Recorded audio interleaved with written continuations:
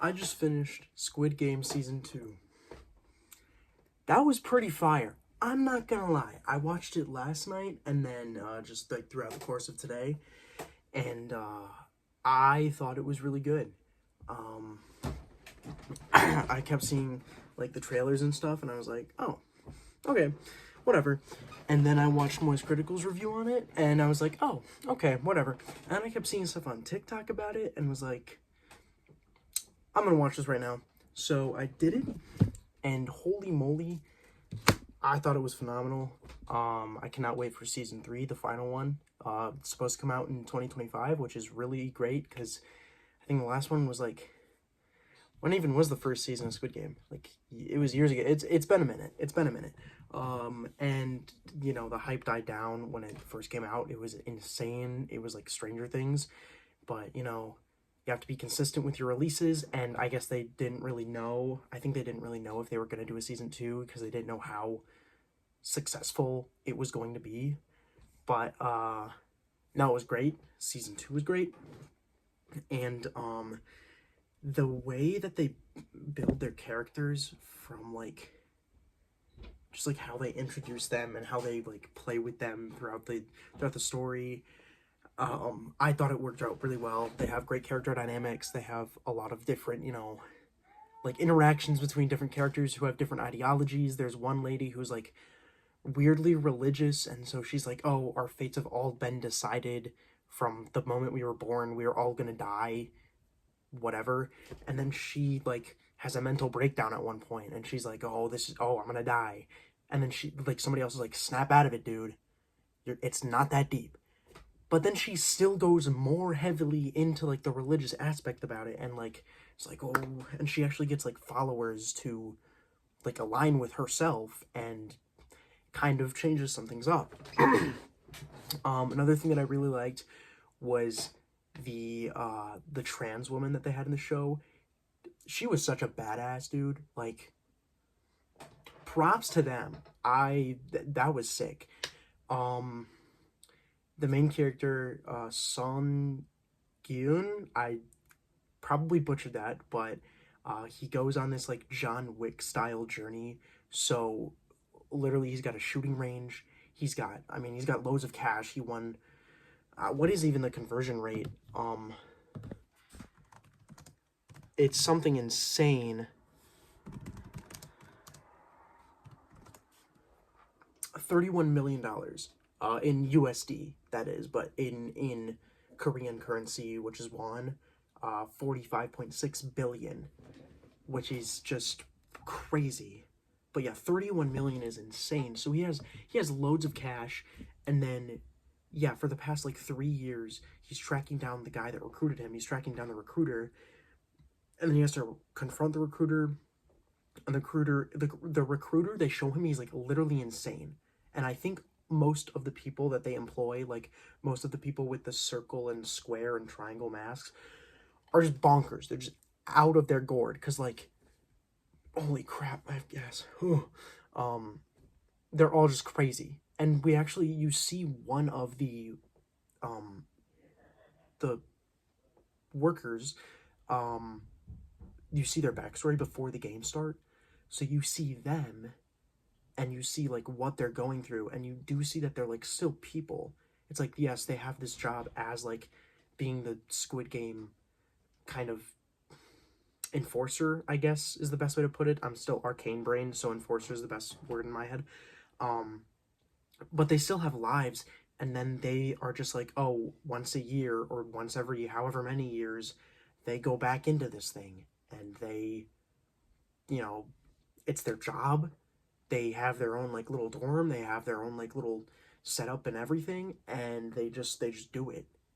But they don't think twice about it, because it's like, oh, we're making money, we don't care. And that's something I really do like about the show, and the fact that they showed the recruiter going around to all these homeless people, and he's like, he buys 100 bread rolls and 100 lottery tickets, and he goes around to all these homeless people, and he gives them a choice. Do you want a bread? Do you want food? Do you want sustenance? Or do you want the chance at money? Do you want to gamble? You want to gamble your luck with this Johnny sleeve. And they show that it seems like most of the people pick lottery.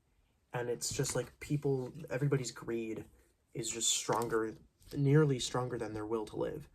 And then they show that throughout the rest of the show when they hold votes. Most of the time, the people in the game would rather risk their lives to get more money than to just dip, than to just, oh, I'm a couple $1,000s richer now. I'm okay with, keeping my head. Let's get out of here. No, they're like, but what if we killed more people and I got more money?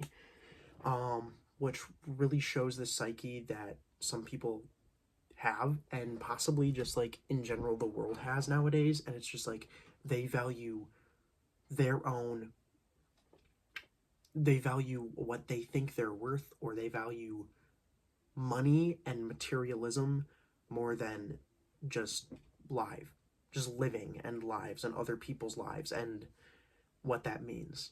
And I think it's really interesting that they show all of these people down on their luck. Like, all of the contestants that they get are people that are desperate. And that's for the same reason. It's like, oh, these people are in debt. They need this money. So you kind of get it. You're like, okay, well, they're already in the negative. So if they don't get this, if they don't get enough money, then they're going to get out of the games and then immediately drop back down. But it's still like, wouldn't you rather just live and not get shot by guys in pink suits?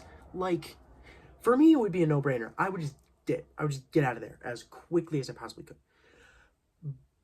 But it seems that, the majority of people are like, one more. Dealer, hit me again. What do you mean I have a 17 on blackjack? I don't care. I'm going to get a 4. I've only lost the past 8 games. I'll win another one. No. But yeah, I thought it was really interesting. And then the main character, like the protagonist, and then the antagonist. Oh my gosh, the contrast is so cool. Not to mention like the acting, like just the actors and the acting chops that they have. They did a great job. Everybody did an amazing job. I do have one complaint, and maybe it's just because I'm not used to like Korean television or like Korean based shows. And I think it's just a cultural thing. They do tend to drag some stuff out a little bit and just like hold on to moments, or be like I don't want to say super like too emotional, but it's almost like it's like you could okay, we get it. There's a mother and a son in the games, and they meet each other in like when they have the first episode with the characters together in the games. They see each other and they're like, what are you doing here? I'm trying to pay off your debt. Well, I'm trying to pay off my debt. But then they have a lot of moments with the mother and the son, and it's like, okay, we get it. We don't need to show it for the 80th time. But maybe that's just me. Maybe that's how a lot of the shows are. That's just a little qualm I have about, or a little issue I have about it, is just, it's not my thing that you're showing the same interaction or what we know will happen, like from what this character does and says to this character. We know that interaction already, and you're going to show it to us a million other times. We kind of can infer it, but they still do a great job with it. I just think it's like, okay, we could probably trim 10 minutes off each episode if we were to just, maybe that's just me though. But yeah, other than that, great show. Cannot wait for season 3, and that's about it. Have a good one.